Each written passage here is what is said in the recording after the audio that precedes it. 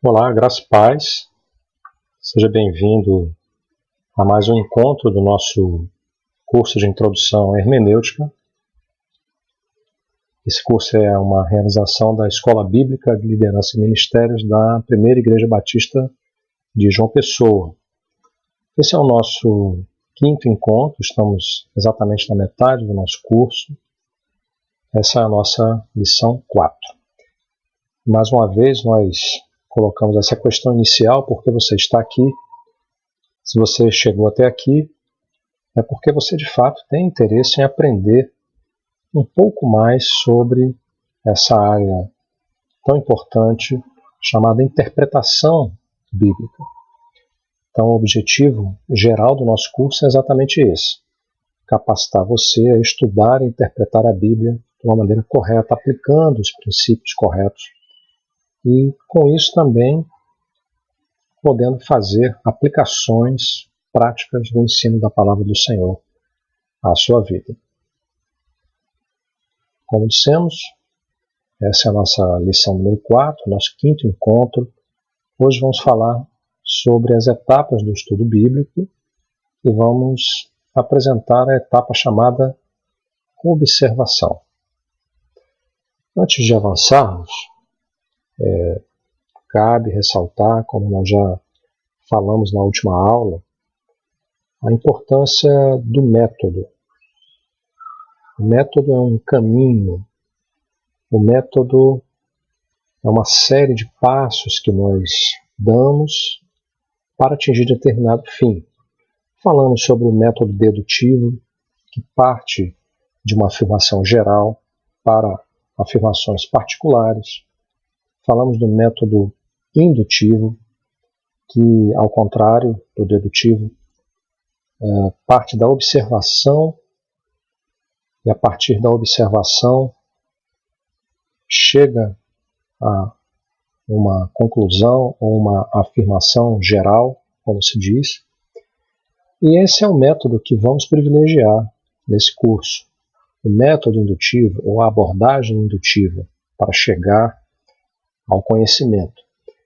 E no caso do estudo da Palavra de Deus, nós começamos exatamente com a etapa da observação, porque é a partir da observação que vamos obter as informações que vão possibilitar que a gente avance. Então, numa sequência de passos, nós temos uma etapa inicial, que é a etapa da observação, da qual nós vamos falar com mais detalhes hoje. Após a observação, passamos à interpretação. Há uma etapa intermediária chamada de correlação, que permite que, a partir da conexão com outros textos da Bíblia, nós possamos tornar a nossa interpretação mais segura. E, por último, a etapa denominada aplicação, que é exatamente buscar entender o que o texto tem a nos dizer hoje.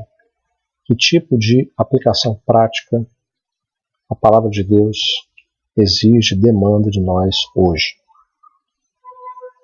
Quando falamos de observação, vamos aprofundar um pouco. Nós precisamos, em primeiro lugar, obviamente, escolher uma passagem bíblica ou um livro da Bíblia, ou ainda um versículo, se for o caso, e aplicarmos o método que nós escolhemos, que poderá ser método analítico, método sintético, método tópico, método biográfico, ou mesmo método devocional, que nós já citamos em aulas anteriores. Mas, independente do método utilizado, nós precisamos começar pela observação. É importante ler o texto várias vezes. É importante ler o texto, se possível, em versões diferentes. É importante ter à mão um caderno, uma folha de observações, para que você possa ir fazendo as suas anotações. E por que nós estamos falando aqui de preferência em usarmos mais de uma versão? Porque, muitas vezes, uma versão poderá esclarecer palavras ou sentenças que talvez não tenham ficado muito claras, muito compreensíveis em outra versão. É claro que nós temos sempre aquela versão preferida, a versão que usamos na igreja, nas nossas leituras, para acompanhar os sermões, os estudos, mas é recomendável que você tenha à mão, quando for fazer o seu estudo bíblico, mais de uma versão da Palavra de Deus. Temos muitas versões, eu não vou citar todas aqui, mas você certamente tem acesso a mais de uma versão, inclusive na própria internet você pode fazer essa leitura comparativa de versões.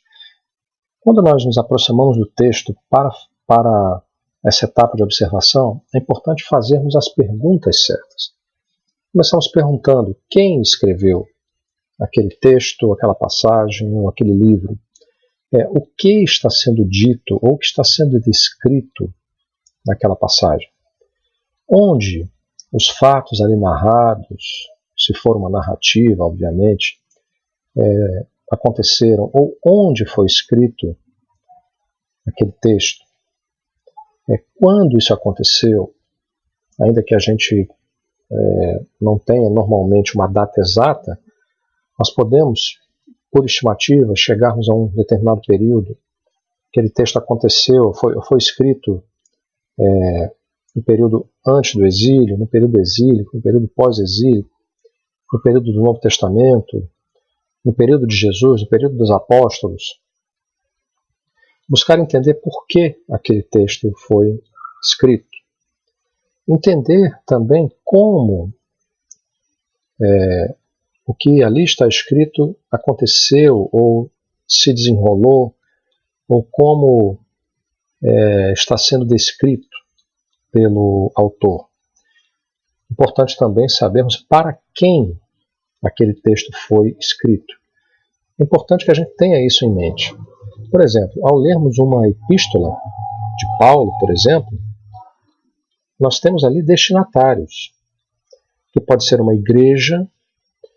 Há também casos de epístolas que são dirigidas a indivíduos, como Tito, Timóteo, Filemon. Eles foram os destinatários daquela carta, daquela epístola, daquele documento. Não nós hoje. Então, quando estamos nessa etapa de observação, nós ainda não estamos pensando o que isso tem a ver com nós hoje. O que isso tem a ver comigo e com você hoje. Mas sim para quem aquele texto foi destinado. A parte seguinte, a etapa seguinte, é o que nós chamamos de interpretação. Nessa etapa, nós vamos aplicando os princípios de interpretação de que nós falamos nas aulas anteriores, os princípios gerais, os princípios gramaticais, os princípios históricos, os princípios teológicos, que nós já citamos. Usando essas regras de hermenêutica, de interpretação, nós vamos buscar descobrir o que o autor estava querendo dizer com aquela passagem. Perceba que, primeiro nós observamos, fazemos aquela série de perguntas, podemos dizer, metaforicamente, que nós bombardeamos o texto com várias perguntas, anotamos, fazemos as nossas anotações, e agora sim, a partir da observação, nós vamos tentar descobrir o que o texto significa. Essa fase ela é muito importante, porque se nós interpretarmos errado, se nós não aplicarmos os princípios corretamente, nós certamente vamos chegar a uma conclusão errada e vamos também aplicar o texto de maneira errada. Isso é muito perigoso. Poderia dizer que diversas doutrinas falsas, heresias mesmo, surgiram, com certeza, devido a falhas grosseiras de interpretação da Bíblia. Poderia citar várias aqui. Outro ponto que muitas vezes nós não observamos é que nós queremos passar logo para a aplicação. Sim, mas o que isso tem a ver comigo? O que Deus está querendo falar comigo? É claro que essa é uma etapa importantíssima, da qual nós vamos falar daqui a pouco. Mas se nós falharmos aqui na interpretação, nós vamos chegar a um resultado errado. É como naquela figura que já usamos na aula anterior, é como tentarmos fazer um bolo usando os ingredientes errados, ou usando a proporção errada, ou usando o método errado, o tempo de cozimento errado, coisa parecida. O resultado com certeza não será bom. Talvez seja até intragável, talvez até perigoso para a saúde. Uma etapa intermediária desse processo é o que nós chamamos de correlação. A correlação é o processo através do qual nós comparamos o texto bíblico que estamos estudando, a passagem que estamos estudando, com outras porções da Bíblia. De modo que usamos a Bíblia para interpretar a própria Bíblia. Isso com certeza nos dá uma segurança maior na interpretação, até porque o melhor intérprete da palavra de Deus é a própria palavra de Deus. Um exemplo muito, digamos, comum é quando estamos estudando um texto do Novo Testamento, por exemplo, e lá nós encontramos referências ao Antigo Testamento e vamos ao texto profético ou ao texto de um livro histórico, por exemplo, e lá, ao lê-lo, nós compreendemos melhor o que estamos estudando na passagem original. Então, correlacionar é muito importante. Mas como fazer uma correlação? As nossas Bíblias, de maneira geral, têm uma ferramenta muito útil de referências. Não estou falando aqui de Bíblias de estudo, necessariamente, que tem notas que já partem já para a interpretação ou nos dão informações históricas. Não é disso que eu estou falando. Eu falo daquela numeração, daquela notação que aparece no versículo, e ao ir até o rodapé você encontra lá passagens que ou estão tratando do mesmo assunto ou descrevem o mesmo fenômeno ou o mesmo fato histórico. Então você pode usar essa ferramenta. Encontramos isso também na internet, chaves bíblicas também, que são, digamos assim, referências exaustivas, concordâncias exaustivas da palavra de Deus. Não é para desprezarmos esse ponto, esse passo, porque pode nos ajudar muito na interpretação. Por último, a aplicação. Depois que nós observamos o texto, tiramos de lá várias informações, o autor, os destinatários, o local, a época, o estilo literário e tudo mais, e interpretamos o texto, usando também a correlação para esclarecer melhor essa interpretação, então sim, chegamos ao ponto em que precisamos responder à pergunta: o que isso que o Senhor está ensinando aqui tem a ver com a minha vida?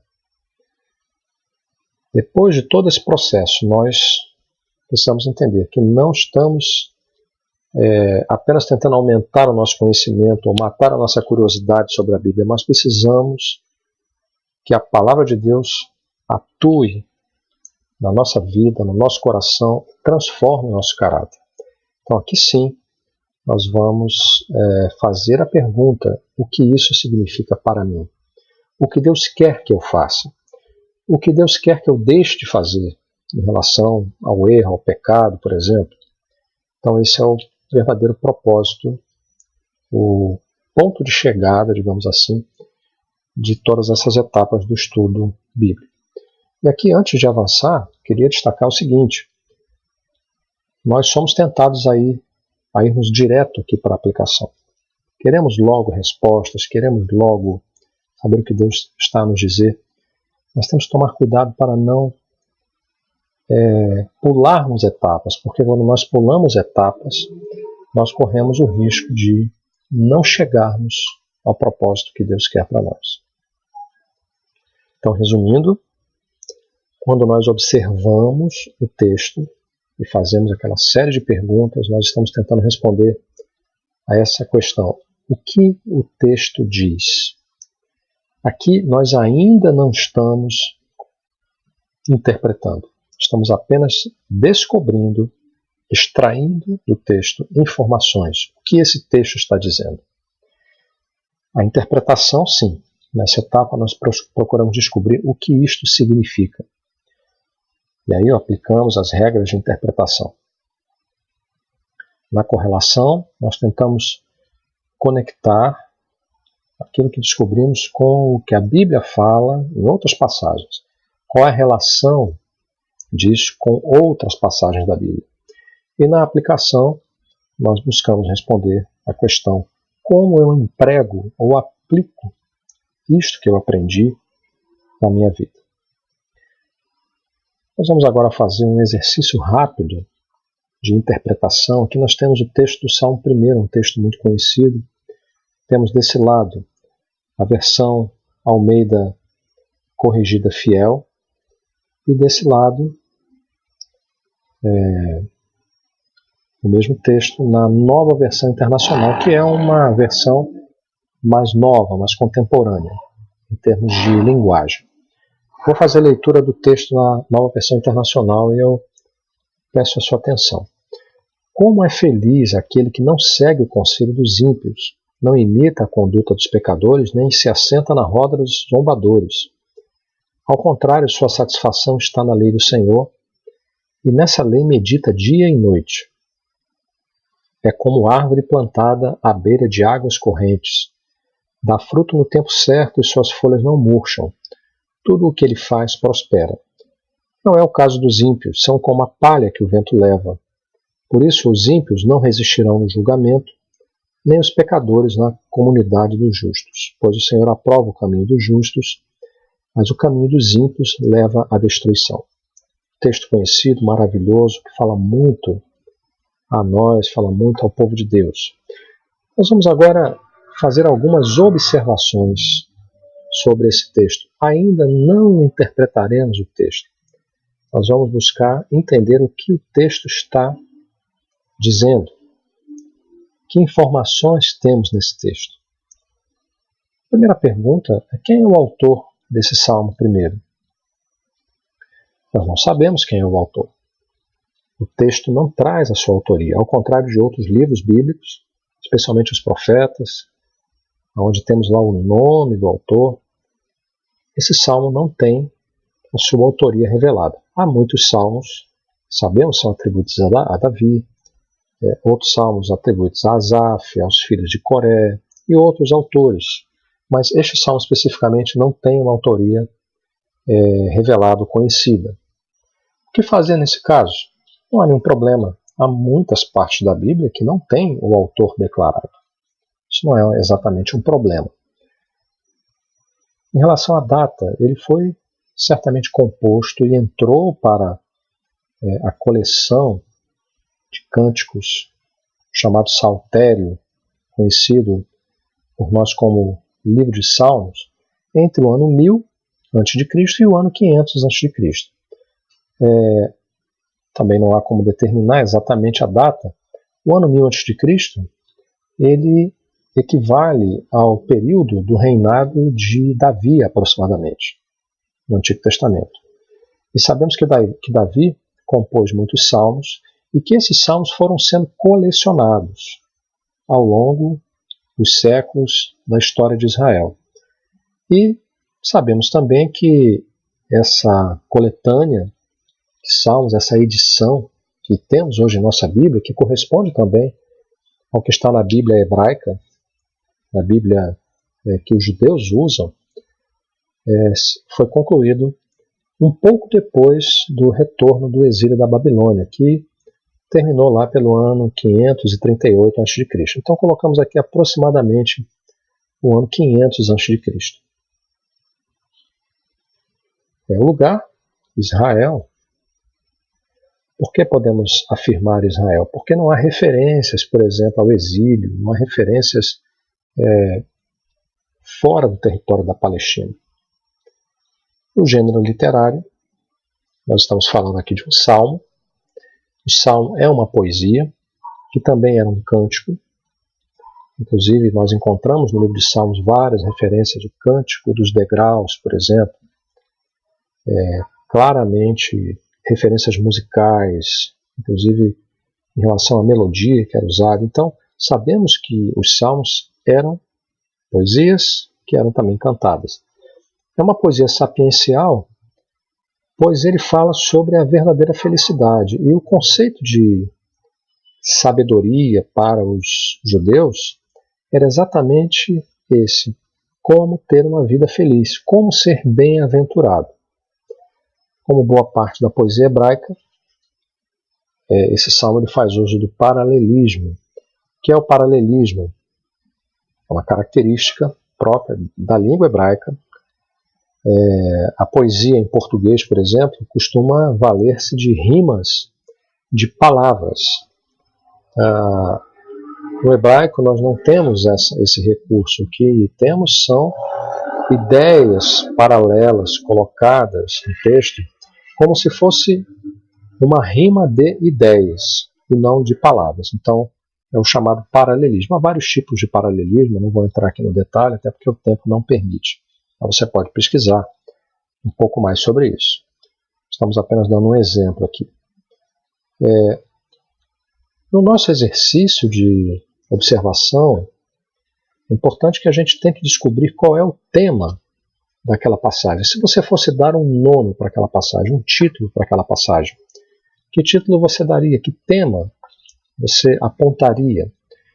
Em outras palavras, qual é a ideia central daquele texto, daquela passagem, daquele capítulo, daquele salmo que você está estudando? No caso aqui, o salmo primeiro, colocamos como título, como tema, a felicidade dos justos e o castigo dos injustos. A frase principal seria aquela que resume a ideia principal. Poderemos dizer o coração desse texto, o eixo principal desse texto. Escolhemos aqui a primeira frase do versículo 1. Bem-aventurado o homem. O tema aqui é a bem-aventurança. E se buscarmos estabelecer aqui uma estrutura, e isso é interessante na observação que você, inclusive, você pode ir marcando isso na sua Bíblia, usando uma caneta, usando lápis de cor, usando canetas com cores diferentes, você vai escolher a forma melhor. Isso é bastante útil. Aqui nós percebemos que há duas partes principais. Nós chamamos de estrofe porque trata-se de um cântico. A primeira estrofe vai da segunda parte do versículo 1 até o versículo 3. E trata de quê? A felicidade dos justos. Então aqui ele vai descrever como é bem-aventurado ou como é feliz o homem que serve ao Senhor. E quais são os assuntos que ele cita. E aqui, palavras-chave, você pode retirar essas palavras-chave do texto e ir anotando no momento que você está observando. Não vai no caminho dos ímpios, não para, não se assenta. O seu prazer está onde? Na lei. E nessa lei ele medita dia e noite. Aqui temos a figura muito interessante, uma comparação muito interessante com a árvore. Ele será como uma árvore. Essa árvore é uma árvore plantada, ela tem acesso à água, produz frutos, tem folhas, sua folha não cai, e ele será bem sucedido em tudo que realizar. Então aqui tiramos as palavras-chave. E a segunda parte, a partir do versículo 4 até o final, fala exatamente sobre o oposto, o caminho oposto, o castigo dos injustos ou dos ímpios, na maioria das versões. E quais são os assuntos? Palha, e aqui há uma comparação com a árvore. A árvore tem raízes, mas a palha, embora tenha também uma origem vegetal, digamos assim, ela está aqui e daqui a pouco não está mais, porque o vento, a leva, porque ela pode ser arrebatada num instante. Da mesma forma que a palha, ela não tem peso, ela não tem segurança, ela não tem consistência, os injustos, os ímpios também não permanecerão de pé. Eles serão julgados, eles não poderão comparecer na Assembleia dos Justos, porque o Senhor conhece o caminho dos justos. Ou seja, aquele que serve ao Senhor tem o seu caminho diante dos olhos do Senhor. Mas o caminho dos ímpios não é conhecido pelo Senhor. Pelo contrário, ele perecerá. Então nós temos aqui uma estrutura muito simples, duas partes principais que são como um espelho um do outro, mostrando imagens reversas. De um lado, a felicidade dos justos, do outro lado, o castigo dos injustos. Então aqui demos um exemplo simples a respeito do processo de observação. E gostaríamos de propor também algumas perguntas que você já pode começar a fazer que vão lhe ajudar na próxima etapa, a etapa da interpretação. A introdução, de certa forma, trazendo ali outras perguntas. Que contrastes você observou aqui no Salmo 1?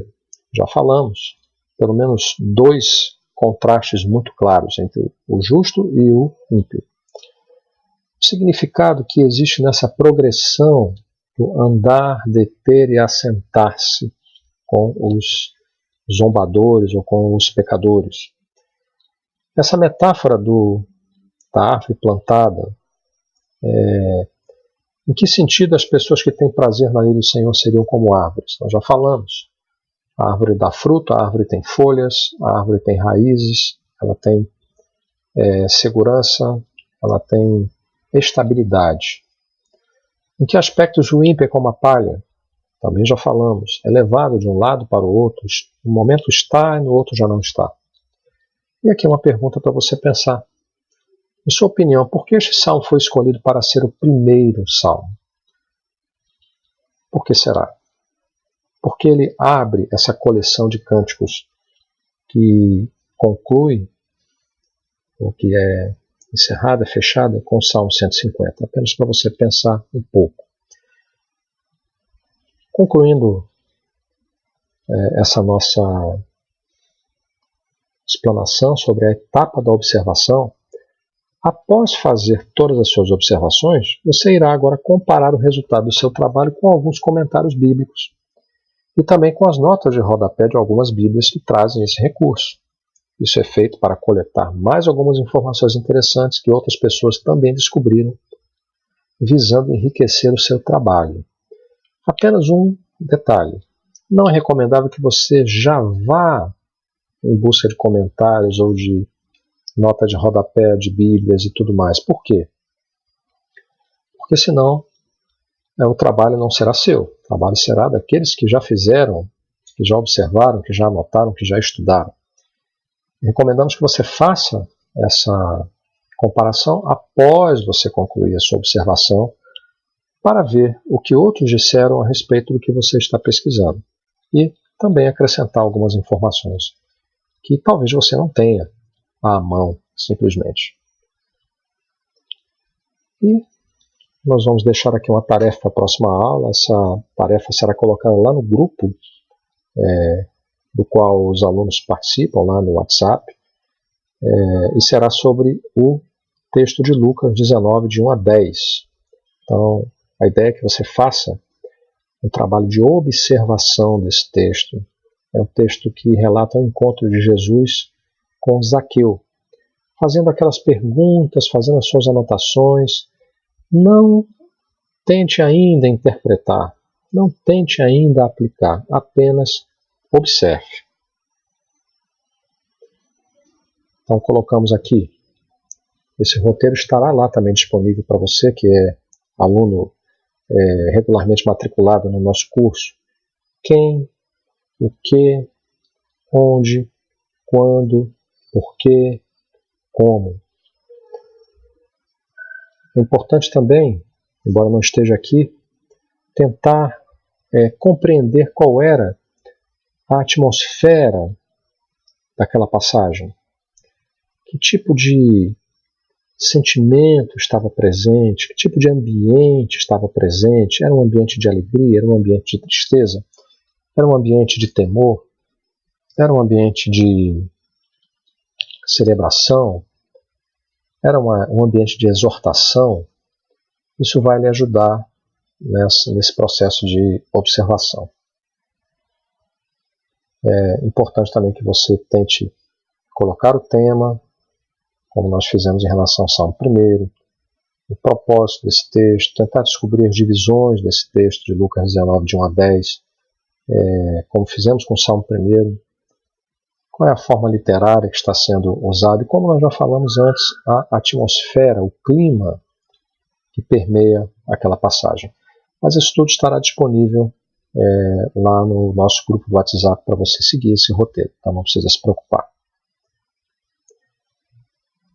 Chegamos ao final de mais uma aula. Quero agradecer a sua participação, que o Senhor abençoe sua vida e que em breve estejamos juntos mais uma vez, em nome de Jesus.